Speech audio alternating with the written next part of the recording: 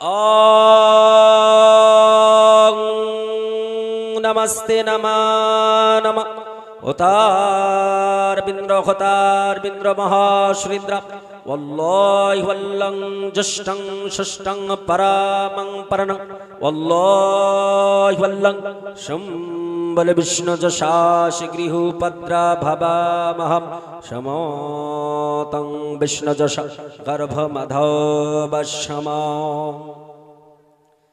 Mister Manu बोलें ए पृथिवीर जमीनेर मानव कान खुले शुने रेखे दाओ जेने रेखे दाओ आमी मिस्टर मनु आमाय जदि जिज्ञेस करो आल्लाह पाक रब्बे कायनात सम्पर्के जदि जानते चाओ आमरा आल्लाह बोली तारा तो आल्लाह बोले ना तारा तादेर भाषाय ब्रह्मा बोले ब्रह्मा बुझছেন কিনা সংস্কৃত ভাষায় ব্রহ্মা এই ব্রহ্মা সম্পর্কে যদি জানতে চাও মিস্টার মনু বললেন শোনো এই ব্রহ্মা সম্পর্কে পৃথিবীর সৃষ্টি সম্পর্কে একটু তোমায় শোনাই।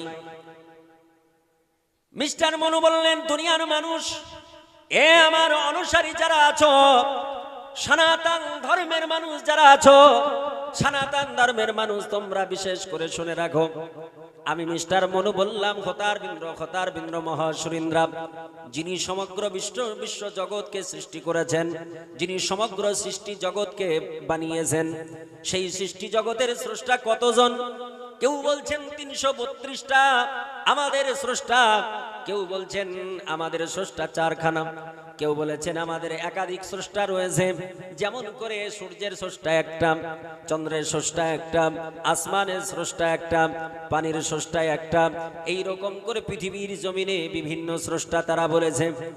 মিস্টার মনু বলল আমাদের ধর্মের আমাদের জাতির মধ্যে কিছু মানুষ তারা বলেছে এই সূর্যটাই হলো আমাদের খোদা সূর্যটাই হলো আমাদের প্রভু সূর্যটাই আমাদের ভগবান সূর্যটাই আমাদের গড বলে কেন দেখবেন পৃথিবীর জমিনে এক শ্রেণীর মানুষেরা আপনার তারা সকালবেলা যখন হয় স্নান করার পরে গোসল করার পরে গোসল করে স্নান করে তারা পূর্ব আকাশের দিকে একটু লক্ষ্য করে হাতটা এইভাবে আপনার জড়ো করে তারা নমো নমো নমস্তে নামা নামা এইরকম করে তারা সূর্যের পূজা করে বলে সূর্যের পূজা করে কেন বলে সূর্য আমাদের খোদা। এই কথাটা আমার আল্লাহ পাক রব্বে কায়নাতের নবী হযরত ইব্রাহিম খলিলুল্লাহ তিনিও এক সময় বলেছিলেন। আল্লাহর নবী ইব্রাহিম খলিলুল্লাহ তিনি যখন পৃথিবীর বুকে জন্মগ্রহণ করেন সেই সময় সবচাইতে পৃথিবীর কুখ্যাত একজন রাজা ছিল যার নাম হলো নমরুদ। এই নমরুদ নিজে বলেছিল এমন করে শুধু নমরুদ নয় পৃথিবীর বুকে একাধিক আপনার পৃথিবীর জমিনের রাজারা এমন করে তারা নিজেরা দাবি করেছিল আনা রব্বুকুমুল আলাম।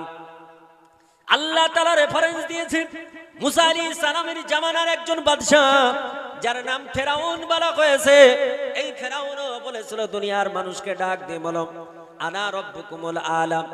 তিনি বলেছিলেন I am a big god আমি হলাম সবচাইতে বড় খোদা আমি সবচাইতে বড় প্রভু। এই রকম করে তারা সম্বোধন করেছিল।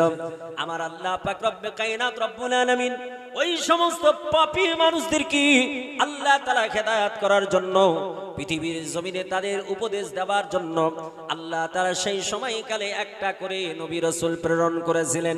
এই রকম করে হযরত ইব্রাহিম খলিলুল্লাহ কি আমার আল্লাহ তাআলা পৃথিবীর জমিনে পাঠালেন। মা যিনি প্রস্রাব করলেন তিনি আপনার নমরুদের দেহরক্ষী ছিল। কারণ ইব্রাহিম খলিলুল্লাহর জীবনী আমি বলতে চাচ্ছি না শুধুমাত্র একটা কোট আনকোট কথা বলতে চাই। আমার আল্লাহ তাআলা রব্বে কায়নাত রব্বুল আলামিনের নবী ইব্রাহিম খলিলুল্লাহ তিনার জন্ম হবে তার আগেই নমরুদ সবকে ঘোষণা দিয়ে দিল আমার রাজ্যে যদি কোনো মা যদি বাচ্চা প্রসব করে ওই বাচ্চাটা যদি পুত্র সন্তান হয় তাকে হত্যা করে দেবে আর যদি হত্যা না করো তাহলে তার সপরিবারে আমার প্রশাসন তাদের হত্যা করে দেবে। এই ভয়ে আপনার তারিখের স্ত্রী হযরত ইব্রাহিম খলিলুল্লাহর বাবার নাম হলো তারিক আর কোরআনে যাকে বলা হয়েছে আজার আল্লাহ তাআলা রব্বে কায়নাত রব্বুল আলামিন কোরআনে এমন করে ডাক দিয়ে বলেছেন ইয়া আবি, এমন করে আল্লাহ তাআলা রব্বে কায়নাত রব্বুল আলামিন ডাক দিয়ে বলেছেন হে আমার বাবা, মানে হযরত ইব্রাহিম খলিলুল্লাহ ডেকেছেন বাবা বলে। আসলে আজার যাকে বাবা বলা হয়েছে কিতাব বলছে ওটা চাচা, কারণ চাচাকেও আবি বলা হয়। হযরত ইব্রাহিম খলিলুল্লাহর বাবার নাম তারিক। এই তারিকের স্ত্রী তিনি একটা ফাঁকা ময়দানে গিয়ে তিনি বাচ্চা প্রসব করলেন ইব্রাহিম খলিলুল্লাহকে। ইব্রাহিম আলাইহিস সালাম যখন জন্মগ্রহণ করলেন ওইখানে আপনার গর্তের মধ্যে মা রেখে দিয়ে চলে আসলো। বলেন একটা বাচ্চা কে যদি রেখে আসে বাচ্চাটা বাঁচবে? কারণ বাচ্চাকে দুধ পান করাতে হবে, মধু পান করাতে হবে, বাচ্চার দেখভাল করতে হবে। বাচ্চাকে ওখানে গর্তের মধ্যে প্রসব করে রেখে দিয়ে চলে আসলেন উপরে একটা পাথর চাপা দিয়ে। আমার আল্লাহ পাক রব্বে কায়নাত রব্বুল আলামিন তিনার নবী ইব্রাহিম খলিলুল্লাহ তিনাকে যখন রেখে তিনার মা চলে আসলেন, আমার আল্লাহ তাআলা ডাক দিয়ে বললেন ইয়া জিবরিলু ইজহাব ফিল আরদ। আল্লাহ বলছেন জিবরিল আমিন তাড়াতাড়ি করে পৃথিবীর জমিনে চলে যাও। আর পৃথিবীর জমিনে গিয়ে আমার নবী ইব্রাহিম খলিলুল্লাহ সবেমাত্র জন্মগ্রহণ করেছে নবজাতক বাচ্চা, যার জন্য দুধের প্রয়োজন মা প্রাণের ভয়ে ওইখানে রেখে চলে এসেছে। আমি আল্লাহ তাআলা তার ব্যবস্থাপনা করে দিতে চাই। আমার আল্লাহ তাআলা রব্বে কায়নাতের অর্ডারে জিবরিল আলাইহিস সালাম আসলেন।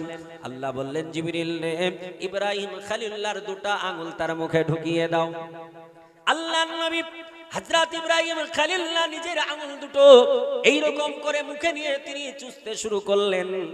আল্লাহ কত মহান মহিয়ান, আমার আল্লাহ তাআলা একটা আঙ্গুল দিয়ে দুধ প্রবাহিত করে দিলেন আর একটা আঙ্গুল দিয়ে আল্লাহ তাআলা মধু প্রবাহিত করে দিলেন। জোরে বলি সুবহানাল্লাহ। আল্লাহ কত মহান যে আল্লাহ তাআলা বলেছেন ইন্নাল্লাহা আলা কুল্লি শাইইন কাদির। আমার আল্লাহ তাআলা বলছেন ও দুনিয়ার বুকের মানুষ শোনো, আমি সারা পৃথিবীর সমস্ত বিষয়ের উপরে, পৃথিবীর সমস্ত কিছুর উপরে ক্ষমতাশালী কুদরতশালী। আমি আল্লাহ, আমার কুদরত তোমরা কেউ বুঝতে পারবে না। যিনি হলেন সমগ্র পৃথিবীর স্রষ্টা, যিনি সমস্ত জায়গায় ক্ষমতা রাখেন, এই আমার আল্লাহ তাআলা রব্বে কায়নাত সম্পর্কে মিস্টার মনীষী মনু তিনি বললেন ও দুনিয়ার বুকের মানুষ শোনো, হোতার বিল মহাশুরিন্দ্রা ওয়াল্লাহি ওয়াল্লাহ জষ্টং ষষ্ঠং পরমং পরনং ওয়াল্লাহি ওয়াল্লাহ। তিনি বললেন ও দুনিয়ার বুকের মানুষ শোনো, যিনি পৃথিবীকে সৃষ্টি করেছেন ওই সৃষ্টিকর্তা ৩৩২টা নয়, ওটা ৪টা ৫টা ৬টাও নয়। তিনি বললেন উনি হলেন এক আল্লাহ, যাকে আমরা বলে থাকি ভগবান, আর সংস্কৃত ভাষায় যাকে আমরা বলি ব্রহ্মা, সেটাই হলো আল্লাহ। ওই আল্লাহ পাকের ইবাদত করো। আমরা আল্লাহকে ভগবান বলি না, আল্লাহকে ঈশ্বর বলি না, আল্লাহকে প্রভু বলি না, আমরা আল্লাহকে গড বলি না। কেন? কারণ আছে তো, এই জন্য বলি না। এই সমস্ত শব্দগুলো এমনই একটি শব্দ, এর আপনার পুরুষলিঙ্গ থেকে স্ত্রীলিঙ্গ তৈরি হয়, কিন্তু আল্লাহ এমনই একটি শব্দ যার পুরুষলিঙ্গ হয় না, স্ত্রীলিঙ্গ হয় না, উভয় লিঙ্গ হয় না, যে এক বচন থেকে দ্বিবচন হয় না, বহু বচন হয় না। আমি যদি ভগবান বলি তাহলে তার স্ত্রীলিঙ্গ হবে ভগবতী, হবে কি হবে না? আমি যদি ঈশ্বর বলি তার স্ত্রীলিঙ্গ হবে ঈশ্বরী। আমি যদি গড বলি, কোন মুসলমান আমেরিকায়, ফ্রান্সে, জার্মানি, জাপানে যদি বাস করে তবুও তারা আল্লাহকে আল্লাহ বলে, গড বলে না। বলে নাকি? বলে না। কেন? আমার শ্রদ্ধেয় মাস্টারমশাই আছেন, শিক্ষিত ব্যক্তি, বলতে খুব ভালো লাগছে। আপনারাও অনেকে শিক্ষিত ব্যক্তি আছেন, আমি না চিনতে পারি। তো আল্লাহ পাক রব্বে কায়নাতকে আমরা গড বলি না, যে কান্ট্রিতে বাস করি না কেন। তার কারণটা কি? তারও কারণ আছে।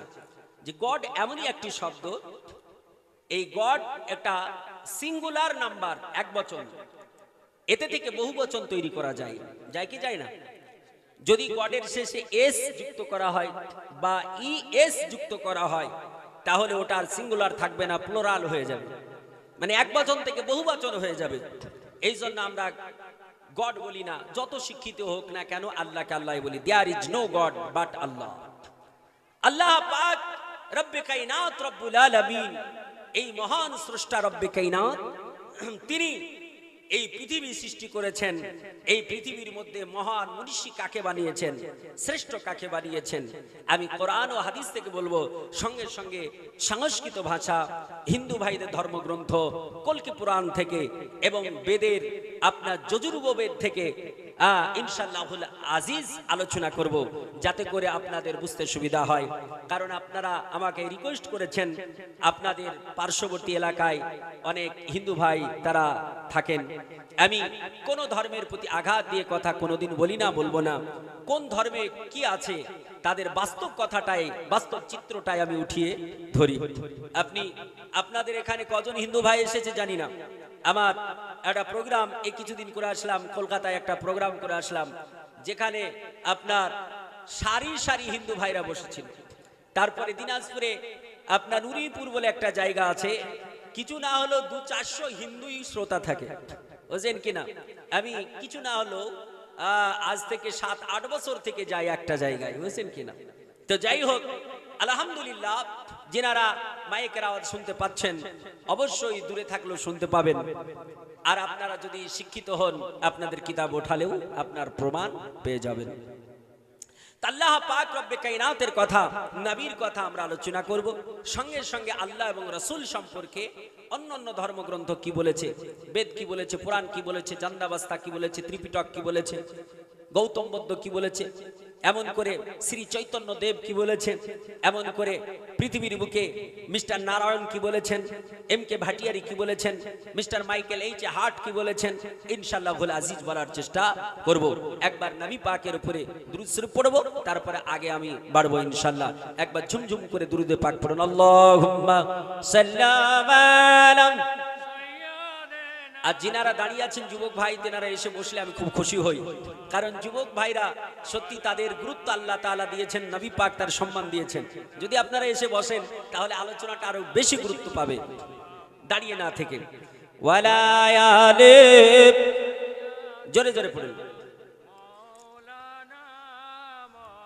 জন্ম আমার নবীর যুগে হলে কেমন হতো, জন্ম আমার নবীর যুগে হলে কেমন হতো, জন্ম আমার নবীর যুগে হলে কেমন হতো, দুনয়নে রাসূল পাক দেখিলে কেমন হতো,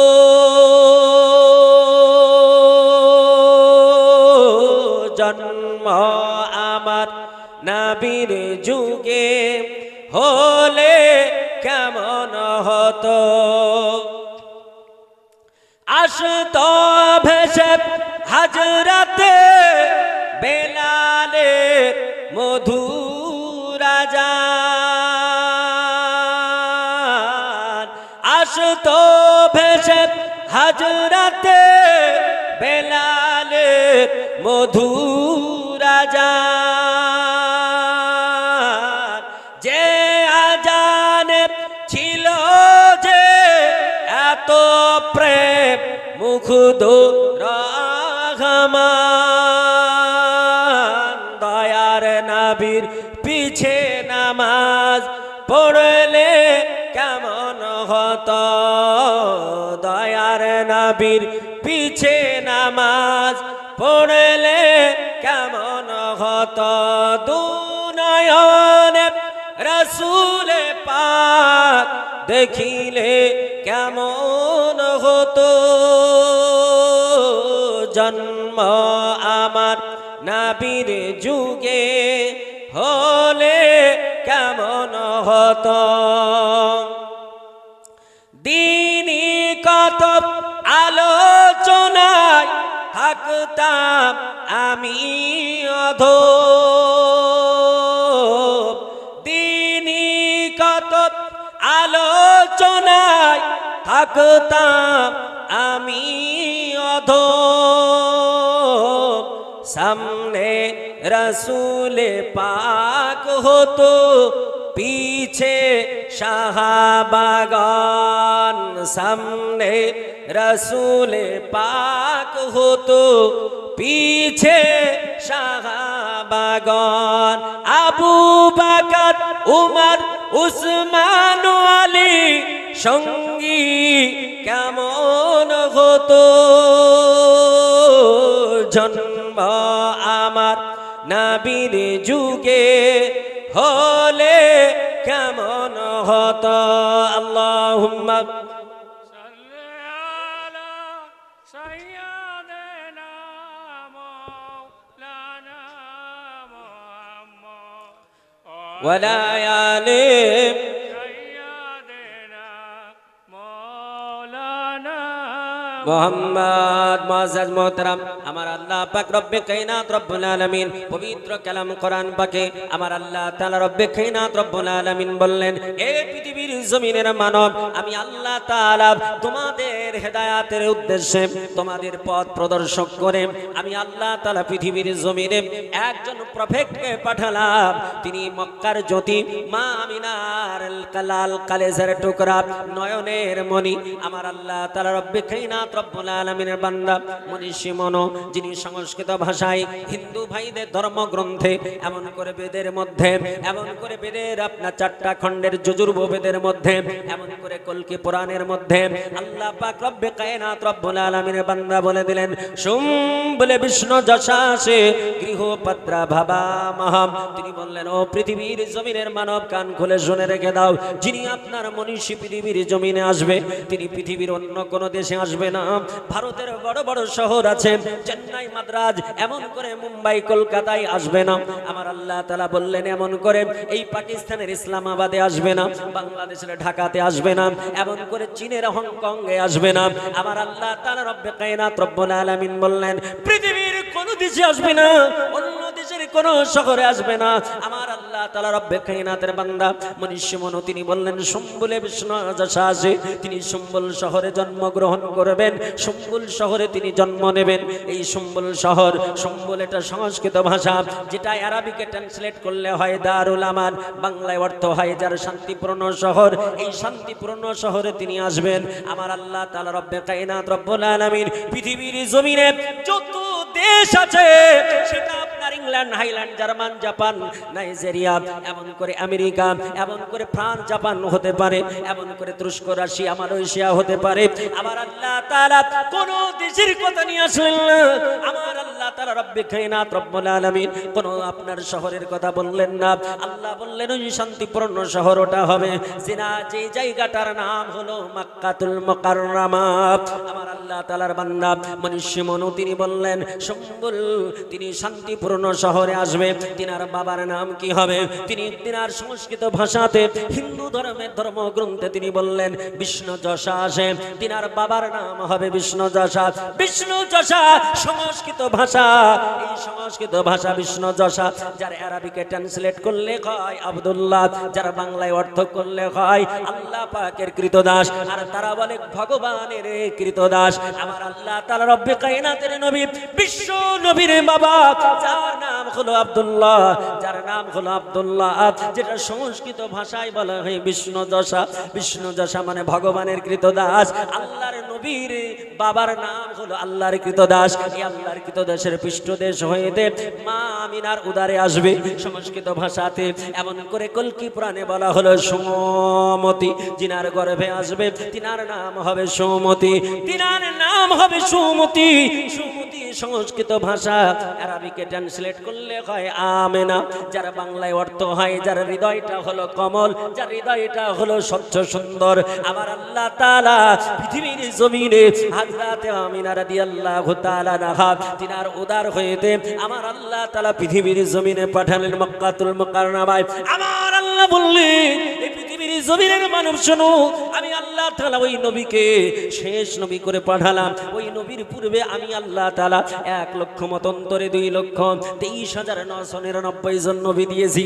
কোন নবীকে ডাক দিয়েছি আদম বলে, কোন নবীকে আমি ডাক দিয়েছি শীষ বলে, কোন নবীকে ডাক দিয়েছি হুদ বলে, কোন নবীকে আমি আল্লাহ তাআলা পাঠিয়েছি মুসা নবী বলে, কোন নবীকে পাঠিয়েছি হযরত ইব্রাহিম খলিলুল্লাহ বলে, কোন নবীকে পাঠিয়েছি ইসহাক আলাইহিস সালাম বলে, কোন নবীকে পাঠিয়েছি ইসমাঈল জাবিউল্লাহ বলে, কোন নবীকে পাঠিয়েছি জাকারিয়া আলাইহিস সালাম বলে, কোন নবীকে পাঠিয়েছি লূত আলাইহিস সালাম বলে, কোন নবীকে পাঠিয়েছি হযরত আইয়ুব আলাইহিস সালাম বলে। আল্লাহ বলছেন কোন নবীকে পাঠিয়েছি হযরত ইলিয়াস আলাইহিস সালাম করে। আমি আল্লাহ তাআলা কোন নবীকে এমন করে পাঠিয়েছি হযরত ইদ্রিস আলাইহিস সালাম করে, কোন নবীকে পাঠিয়েছি ইউনূস আলাইহিস সালাম করে, কোন নবীকে পাঠিয়েছি হযরত সুলাইমান আলাইহিস সালাম করে। আমার আল্লাহ পবিত্র কালাম কোরআনের পাখি আমার আল্লাহ তাআলা 25 খানা নবীর নাম দিয়েছে। আপনাকে 25 খানা নাম আমি শুনিয়ে দিতে পারি। আমার আল্লাহ তাআলা রব্বে কায়নাত রব্বুল আলামিন বললেন, এ পৃথিবীর জমিনের মানব শোনো, আমি আল্লাহ তাআলা 25 জন নবীর নাম দিয়েছি। এই 25 জন নবীকে আমি আল্লাহ তাআলা আমার নবীর সুসংবাদ করে পাঠিয়েছি। আল্লাহ বলছেন বান্দারে শুধু তাই নয়, আমার আল্লাহ জগৎবাসীকে জানালে শোনো, আমি আল্লাহ তাআলা 1 লক্ষ মতন্তরে 2,23,999 জন নবী আদম নবী আলাইহিস সালাম থেকে শুরু করে হযরত ঈসা ইবনে মারিয়াম পর্যন্ত প্রত্যেকটা নবীকে আমার নবীজির সুসংবাদ করে পাঠালাম। জোরে বলে সুবহানাল্লাহ। এ মুসলমানেরা, আমার আল্লাহ বললেন, ও পৃথিবীর জমিনের মানুষ শোনো, আমি আল্লাহ তাআলা এই নবীকে শেষ নবী করে পাঠালাম। আমার আল্লাহ তাআলা পবিত্র কালাম কোরআন পাকের মধ্যে বললেন, আল্লাহ বলছেন খাতামান নবিয়্যিন। আল্লাহ বলছেন দুনিয়ার মানুষরে শোনো, আমি আল্লাহ তাআলাকে যাকে লাস্ট প্রফেট করে পাঠালাম, যাকে শেষ নবী করে পাঠালাম, আমার আল্লাহ তাআলা রব্বে কায়নাতের বান্দারা শোনো, আমার আল্লাহ তাআলা রব্বে কায়নাত বললেন এই নবীজির সম্মান আমি আল্লাহ ঊর্ধ্বে করলাম। আমার আল্লাহ তাআলা কোরআন পাকে বললেন, আমার আল্লাহ তাআলা 30 পারায় বলছেন ওয়া রাফা'না লাকা যিকরাক। আল্লাহ বলছেন বান্দারে আমি ওই নবীর সম্মানকে এত ঊর্ধ্বে করেছি যে নবীর সম্মানের উপরে আমি আল্লাহ কোন সৃষ্টি জগতের সম্মান দিই নাই। এক পৃথিবীর জমিনের মানব ওগো দাসীর চোখের মানুষেরা কান খুলে শুনে রেখে দাও, জেনে রেখে দাও, আমার নবীর সম্মানকে আমার আল্লাহ তাআলা কোরআনে বড় করেছেন। আমার আল্লাহ তাআলা কোরআনে বলেছেন আমার নবীর উপরে কারো সম্মান হবে না। আমার আল্লাহ বললেন নবীর পরে আর কোন নবী হবে না, আমার নবীকে শেষ নবী করে পাঠিয়েছি। এটা তো মুসলমান মানবে, এটা তো নবীর উম্মত মানবে। আল্লাহ আল্লাহ রাসূলের যারা প্রকৃত বান্দা তারা আপনার মানবে, কিন্তু আমার হিন্দু ভাই না মানতে পারে, খ্রিস্টান না মানতে পারে, বৌদ্ধ ধর্মের মানুষ না মানতে পারে, শিখ ধর্মের মানুষ না মানতে পারে। এই জন্য আমার আল্লাহ তাআলার বান্দারা ওই ধর্মের ধর্মগ্রন্থ, আমার আল্লাহ তাআলার বান্দারা ওই ধর্মের যারা প্রণেতা, ওই ধর্মের যারা আপনার মনীষী, তারাও তাদের ধর্মগ্রন্থে আমার নবীর কথা বলেছেন। এই করে আপনাকে আমি দেখাতে পারি আমার আল্লাহ তাআলার কথা। ঋষি মনু তিনি বললেন, এমন করে বেদের মধ্যে আমার আল্লাহ পাক রব্বে কায়নাতের বান্দা তিনি বললেন, ও আল্লাহ পাক রব্বে কায়নাতের বান্দা বলছেন রকম বরশওয়াল্লাহু আল্লাম। আমার আল্লাহ তাআলা রব্বে কায়নাত রব্বুল আলামিনের বান্দা বললেন, ও পৃথিবীর জমিনের মানুষ শোনো, আল্লাহ রাসূল মুহাম্মদ রকম বরশু আল্লাহু আল্লাম মিলান সনাচার জানে সম্মানিত, মুহাম্মদ ইতি খ্যাত শিষ্য শাখা সম্মানিত। ও পৃথিবীর জমিনের মানব শোনো, মনুষ্য মনো তিনি বললেন, ও পৃথিবীর জমিনের মানবেরা, আমার আল্লাহ যেটা কোরআনে বললেন নবীর, আর ওটাই আপনার ওই হিন্দু ধর্মের ধর্মগ্রন্থে তিনি বলে দিলেন আল্লাহ রাসূল মুহাম্মদ রকম বরস। ও পৃথিবীর জমিনের মানব, আমার আল্লাহ তাআলা যাকে মুহাম্মদ সাল্লাল্লাহু আলাইহি সাল্লাম করে দুনিয়ার বুকে পাঠিয়েছে, ইতি খ্যাত শিষ্য শাখা সম্মানিত, যাকে আমার আল্লাহ তাআলা শেষ নবী করে শেষ প্রফেট করে পাঠিয়েছে, যার সম্মানকে আমার আল্লাহ তাআলা সবার ঊর্ধ্বে বানিয়েছে। জোরে বলি সুবহানাল্লাহ।